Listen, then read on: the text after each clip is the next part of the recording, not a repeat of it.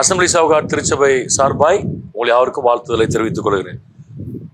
Abraham என்னுடைய நண்பன் என்பது குறித்து இந்த 2 நாட்களை கவனித்தோம். அது ஒன்று, ஜெபத்தில் நிலைத்தன்மை, கன்சிஸ்டன்சி இன் பிரேயர்னு சொன்னேன். 2வது, he was cautious in fulfilling God's divine plan. தெய்வீக திட்டத்தை நிறைவேற்றுதல் ஜாக்கிரதையில் உணர்ந்தார். இன்னைக்கு ஒரு 2 குறிப்பை நான் வேகமா சொல்ல விரும்புகிறேன். ரோமர் 4ஆம் அதிகாரம் 18 நம்ம வாசித்து பார்க்கலாம். Complete dependence on God. ஆண்டவர் மேல் ஒரு முழுமையான சார்ந்து கொள்ளுதல் ஆபிரகாமுக்கு வந்தது. உன் சந்ததி இவ்வளவா இருக்கும் என்று சொல்லப்பட்டபடியே தான் அநேக ஜாதிகளுக்கு தகப்பன் ஆவதை நம்புவதற்கு ஏதுவில்லாதிருந்தும் அதை நம்பிக்கையோடு விசுவாசித்தான். தன் சரீரம் செத்து போனதையும் சாராளுடைய கற்பம் செத்து போனதையும் எண்ணாதிருந்தான். தேவனுடைய வாக்குத்தத்தத்தை குறித்து அவன் அவிசுவாசமே சந்தேகப்படாமல் தேவன் வாக்குத்தத்தம் பண்ணினதை நிறைவேற்ற வல்லவராய் இருக்கிறார் என்று முழு நிச்சயமாய் நம்பி தேவனை மகிமைப்படுத்தி விசுவாசத்தில் வல்லவனாய் மாறினான். ஓகே, அது பழைய ஏற்பாட்டில் ஆபிரகாமை குறித்து வாசிக்கிறத விட பவுல் எழுதின இந்த சில வசனங்கள் ஒரு கிளியர் பிக்சரை கொடுக்குது ஆபிரகாம் பத்தி. இந்த எண்ணாதிருந்தான், நம்பினான், முழு நிச்சயமாய் விசுவாசித்தான், இதெல்லாம் நீங்க சொல்லி பார்த்தீங்கன்னா ஒரே வார்த்தையில அடக்கணும்னா a complete dependence on God. கற்பம் செத்து போச்சு, உலக வழக்கத்தின்படி மருத்துவ அறிவியலின்படி பிள்ளை பிறப்பதற்கு வாய்ப்பு கொஞ்சம் இருக்குது என்பதல்ல, வாய்ப்பே இல்லை, டெட். ஆனா அந்த சூழ்நிலையிலும் ஆண்டவரை அவர் சார்ந்தார். அப்ப ஆண்டவர் யாரை நண்பன் கூப்பிடுறாரு? சும்மா போறவர் எல்லாரும் நண்பன்லாம் சொல்ல மாட்டார் ஆண்டவர். ஆடிக்கு அமாவாசைக்கு சபைக்கு எட்டி பார்க்குற ஆட்கள், விரும்பினா பைபிள் வாசிக்கிற ஆட்கள், நேரம் கிடைச்சா ஜோம் பண்ணுவேன்னு சொல்ற ஆட்கள், டியூட்டிக்கு போனாலும் சர்ச்சைக்கு வரலன்னு சொல்றார்கள், இவங்களெல்லாம் நண்பன் சொல்ல மாட்டார். இவங்கெல்லாம் பக்தன், பக்த கோடிகள். அவனை ஆண்டவர் என்ன செஞ்சிருப்பாரு, வச்சிருப்பாரு. ஆனா யார் அவரை சார்ந்து கொள்றாங்களோ, people who completely depend on God will be called the friend of God. நீங்க உலகத்துல திறமைகளை, அனுபவங்களை, கல்வியை நம்பின எல்லாரும் வாழ்க்கையில பரிதாபமாக போனதை நம்ம பார்த்துருக்கோம். பெர்னாட் ஷா அவரு சிகரெட் குடிக்கும்போது ஒரு இடத்துல சொன்னாராம், சிகரெட்டை மேல ஊதிட்டு காட் இட்ஸ் ஃபார் யூ அப்படின்னு சொல்லிட்டு சிரிச்சாராம். 32 வயசுல லங்ஸ் கேன்சர் ஆள் இறந்திருக்காரு. 32 வயசுல லங்ஸ் கேன்சர் இறந்திருக்காரு. அத பின்னாடி ஒரு ஆசிரியர் குறிப்பிடுறார், இறந்ததுக்கு 1000 காரணம் இருக்கலாம், பட் இது ஒரு காரணம்.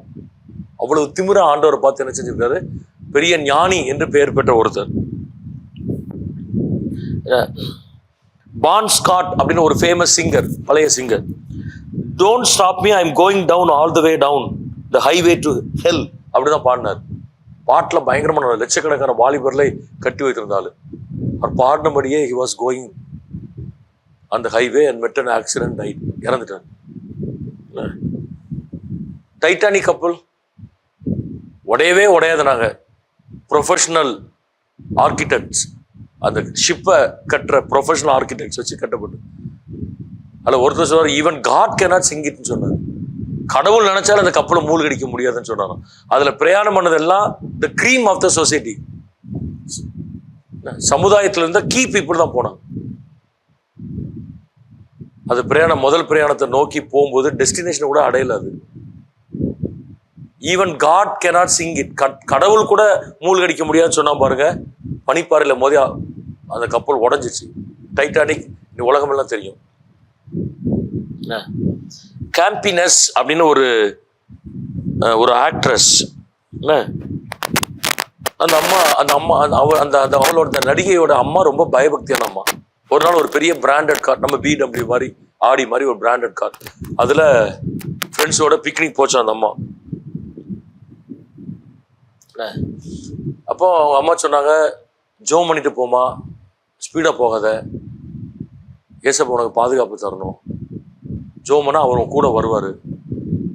அப்போ அந்த கேம்பின்னு சொல்ற அந்த ஆக்ட்ரஸ் ரொம்ப திமிரா சொல்லியிருக்கிறா, we are already 4, there is no place in the car, ask your Jesus to sit in the dicky. பின்னாடி உட்கார சொல்லு இயேசுவை, கார்ல இடம் இல்லை அப்படின்னு சொல்லிட்டு போச்சான். சொல்லிட்டு கார் எடுத்துட்டு போச்சு. ஆக்சிடென்ட் பாருங்க. அவங்க எல்லாம் கண்டிப்பா லோக்கல் கார் வச்சிருக்க மாட்டாங்க, பயங்கரமான பிராண்டட் கார்ஸ் தான். அது என்ன கார்னே கண்டுபிடிக்க முடியாத அளவுக்கு நொறுங்கிடுச்சு. ஃப்ரண்ட் போர்ஷன், மிடில் போர்ஷன்லாம் அது என்ன பிராண்டுனே கண்டுபிடிக்க முடியாத அளவுக்கு நொறுங்கிடுச்சு. ஈவன் நம்ம நிறைய நேரத்தில் டயரை வச்சு கூட கண்டுபிடிக்கலாம். டயர்ல அந்த சிம்பிள் இருக்கும், டொயோட்டோ, ஆடி, பிஎம்டபிள்யூ சிம்பிள் இருக்கும், கண்டுபிடிக்க முடியல. ஆனா எல்லாருக்கும் பயங்கர ஷாக்கு. டிக்கி அப்படியே இருந்துடும், ஒரு சின்ன ஸ்கிராட்ச் கூட அதில் என்ன செய்யல, வரல. நிறைய நேரத்தில் ஆண்டவர் அவர் இருக்கிறார் என்பதை நிரூபிக்கிறார். நம்மளுடைய வாழ்க்கையில பார்த்துருக்கிறோம், அவர் இருக்கிறார் என்பதை அவர் நிரூபிக்கிற தேவன். ஆபிரகாமு தெரியும், எங்க போனாலும் பிள்ளை பிறக்காதுன்ட்டாங்க, மெடிக்கல் சயின்ஸும் முடியாதுன்னு சொல்லிடுச்சு, கைவிட்டுருச்சு. நான் என்ன பண்ண போறேன், ஒன்றும் கவலைப்பட போறதில்லை. எனக்கு தெரியும் என் மீட்பர் சொன்னதுதான். வானத்து நட்சத்திரத்தை போல, கடற்கரை மணலை போல உனக்கு சந்ததியை தருவேன்னு சொன்னாரு, தருவார். அவர் சொன்னால் சொன்னதுதான், அதுல எந்த விதமான மாற்று கருத்தும் இருக்காது. He had such a strong confidence on God. So அப்படிப்பட்ட ஆட்கள் தான் நண்பர்கள் என்று அழைக்கப்பட முடியும். The complete dependence.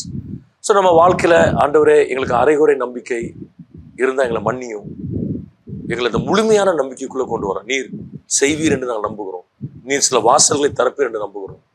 உம்மால் முடியாத காரியம் ஒன்றும் இல்லை என்பதை நாங்கள் நம்புகிறோம். எங்களுக்கு கொஞ்சம் கிருபை தாங்க ஆண்டவரே அப்படி நம்ம ஜோம் பண்ண நாம் அறியாத சில வாசல்களை, சில வழிகளை கர்த்தர் நமக்கு என்ன செய்வாரு, ஆண்டவர் அவர் திறந்து அவர் கொடுப்பார். நான் அது கடைசி ஒரு வார்த்தை நான் சொல்ல விரும்புறேன். ஆதியாமம் 22, நீங்க 18க்கு வாங்க, பழையபடி ஆதியாமம் 22ஆம் அதிகாரம் 18வது வசனம். நீ என் சொல்லுக்கு கீழ்ப்படிந்தபடியினால் உன் சந்ததிக்குள் பூமியில் உள்ள சகல ஜாதிகளும் ஆஸ்வதிக்கப்படும் என்றும் என் பேரில் ஆணையிட்டேன் என்று கர்த்தர் சொல்லுகிறார் என்றான். ஆபிரகாம் ஈசாக்கை அழைத்து கொண்டு பலி செலுத்த போன சம்பவம் தான் அந்த அதிகாரத்திலே பதிவு செய்யப்பட்டிருக்கிறது. அப்ப ஆண்டவர் அந்த சம்பவம் உங்களுக்கு தெரியும், நான் விளக்க வேண்டிய அவசியம் இல்லை. பிள்ளையை கட்டி கத்தி எடுத்து குத்துற அளவுக்கு போயிட்டாரு. அந்த நெக் ஆஃப் த மூமெண்ட் தான் ஸ்டாப் அப்படின்னு ஒரு சத்தம் வருது. அப்ப ஆண்டவர் என்ன சொல்றாரு, நீ எனக்கு கீழ்ப்படிந்தபடியினால், அந்த வார்த்தை இருக்கு Bible, since you have obeyed. பாருங்க, யார நண்பன் தெரியுமா ஆண்டவர் கூப்பிடுவாரு? Abraham committed his life to obey God's commandment. கர்த்தருடைய கட்டளைக்கு கீழ்ப்படிவதற்கு தன்னை அர்ப்பணிக்கிற மனிதனை தான் நண்பன் என்று ஆண்டவர் கூப்பிடுவார். எல்லாரையும் கூப்பிட மாட்டாரு. கட்டளைகளில் பிடித்ததை தெரிந்தெடுத்து பிடிக்காததை விட்டு விடுகிறவன் நண்பனாக முடியாது. Selected obedience is not obedience at all. தெரிந்தெடுக்கப்படும் கீழ்ப்படிதல் என்பது அது முழுமையான கீழ்ப்படிதல் அல்ல. It's not a complete obedience. முழுமையான கீழ்ப்படிதல் என்பது எனக்கு பிடிக்குதோ இல்லையோ, எனக்கு விளங்குதோ இல்லையோ, எனக்கு ஒத்து வருதோ இல்லையோ, கண்ணை மூடிக்கொண்டு அது அப்படி என்னது. ஆண்டவர் வந்து நம்ம சில இடத்துல டெஸ்ட் பண்றாரு. இங்க ஆபிரகாம டெஸ்ட் பண்ணாரு. பாருங்க, அந்த டெஸ்ட்டுக்கும் டெம்டேஷனுக்கும் வித்தியாசம் உண்டு. பரீட்சை பார்த்தருக்கும் சோதனைக்கு வித்தியாசம் உண்டு. பிசாசு கொண்டு வருது சோதனை, நம்மளை அழிப்பான். ஆனா ஆண்டவர் கொண்டு வருது டெஸ்ட், பரீட்சித்து பார்த்தார், நம்மளை ப்ரொமோஷன் பண்ணுவார். எப்படி ஆனுவல் எக்ஸாம் டெஸ்ட் வச்சு ப்ரொமோட் பண்ற மாதிரி நம்மளை ஒரு லெவலுக்கு கொண்டு போய் ஒரு டெஸ்ட் பண்ணி அடுத்த லெவலுக்கு கர்த்தர் கொண்டு போறாரு. இப்ப ஆபிரகாம டெஸ்ட் பண்ணாருன்னா இவன் கீழ்ப்படுறானா இல்லையா அப்படின்னா அவருக்கு தெரியாததுனால டெஸ்ட் பண்ணல, அவருக்கு எல்லாம் தெரியும். ஆனா ஆபிரகாமுக்கு தெரிய வச்சாரு. பிள்ளைய எடுத்துட்டு போய் பலி செலுத்தினாரு, ஒரு பேச்சு பேசாம கொண்டு போயிட்டாரு. அப்பதான் ஆண்டவர் சொல்றாரு, இப்பொழுது நீ எனக்கு கீழ்ப்படிந்தபடியினால் என்று அங்க என்ன செய்யப்பட்டிருக்கிறது, சொல்லப்பட்டிருக்கு. நம்ம வாழ்க்கையில எப்பவுமே அப்ஸ் அண்ட் டவுன்ஸ் இருக்கும். இசிஜி பார்த்துருப்பீங்க தானே? இசிஜி ஒன்று போல இருக்காது, ஒன்று போல தான் அவுட்டுன்னு அர்த்தம்.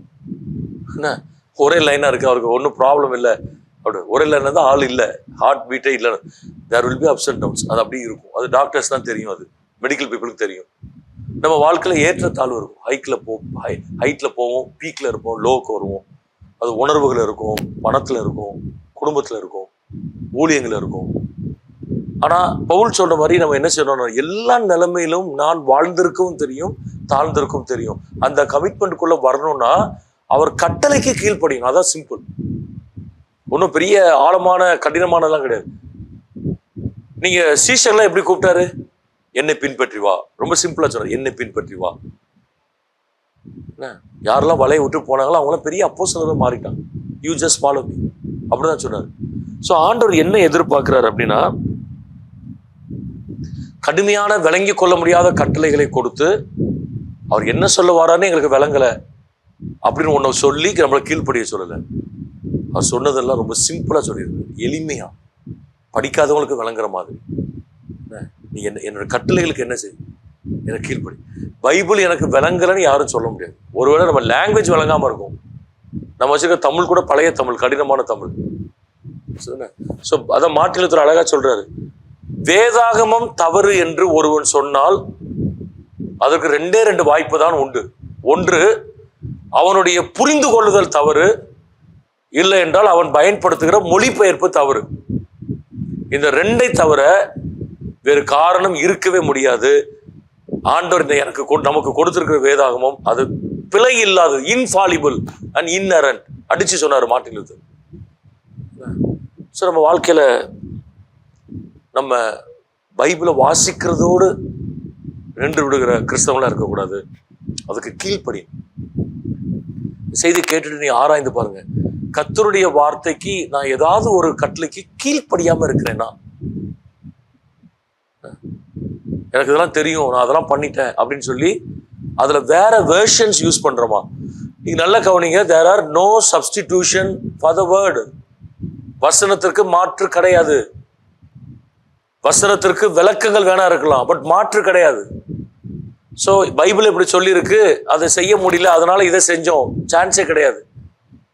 உள்ளது உள்ளதென்றும் இல்லது இல்லதென்றும் சொல்லுங்க. Let your yes be yes and no be no.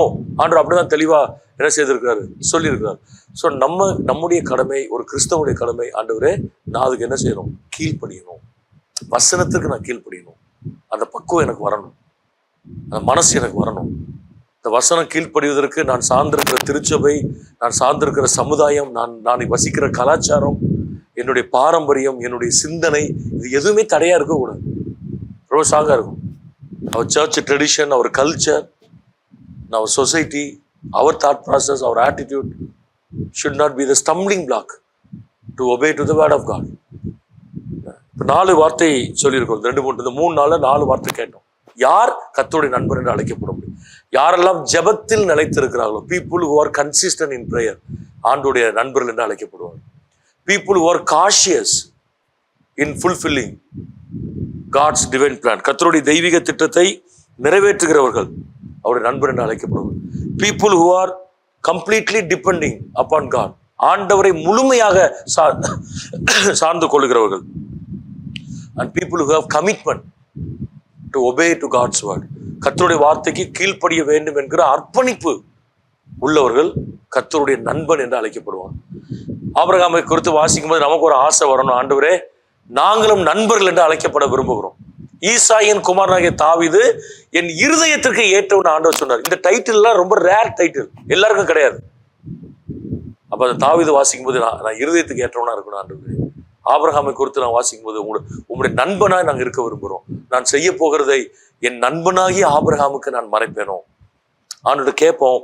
அந்த கிருபையை கர்த்தர் நமக்கு என்ன செய்வாராக, ஆண்டவர் தருவாராக. ஆபிரகாமுக்கு கொடுத்த அதே கிருபையை நமக்கு தருவதற்கு கர்த்தர் போதுமானவராக என்ன செய்கிறார், ஆண்டவர் இருக்கிறார். தொடர்ந்து ஆபிரகாமை குறித்து சிந்திங்க. நானுதான் நினைக்க வேண்டாம், நிறைய காரணங்கள் இருக்கு. சிந்திங்க, அவைகளை நம்முடைய வாழ்க்கையில செயல்படுத்துவோம். நான் ஆண்டவருடைய நண்பன். I am a friend of God. ஆங்கிலத்தில் ஒரு பாட்டு உண்டு, I am a friend of God. நான் ஆண்டோடைய நண்பன் என்று அழைக்கப்பட விரும்புகிறேன் என்று முயற்சி எடுப்போம். கர்த்தர் நம்மை ஆசீர்வதிப்பார். ஆண்டவரே, இந்த வார்த்தைகளை கேட்ட உங்களுடைய பிள்ளைகளை நாங்கள் ஆசீர்வதித்து ஜெபிக்கிறோம். நாங்கள் உம்முடைய நண்பர்கள் என்று அழைக்கப்பட விரும்புகிறோம். ஆண்டவரே, நீரும் அதற்கு ஆயத்தமாக இருப்பதற்காக உமக்கு நாங்கள் நன்றி செலுத்துகிறோம். கர்த்தருடைய வெளியேற்பட்ட கிருபை எங்களை தாங்கட்டும். இந்த கேட்ட யாவருக்கும் கர்த்தர் இந்த வார்த்தைகளை பிரயோஜனமாய் நீ மாற்றி தருகிறார். பிதா, குமாரன், பரிசுத்தாவின் நாமத்தினாலே ஆசீர்வதித்து நாங்கள் ஜெபிக்கிறோம். நீரை மகிமைப்படும் இயேசு நாமத்தில் ஜெபிக்கிறோம் நல்ல பிதாவே.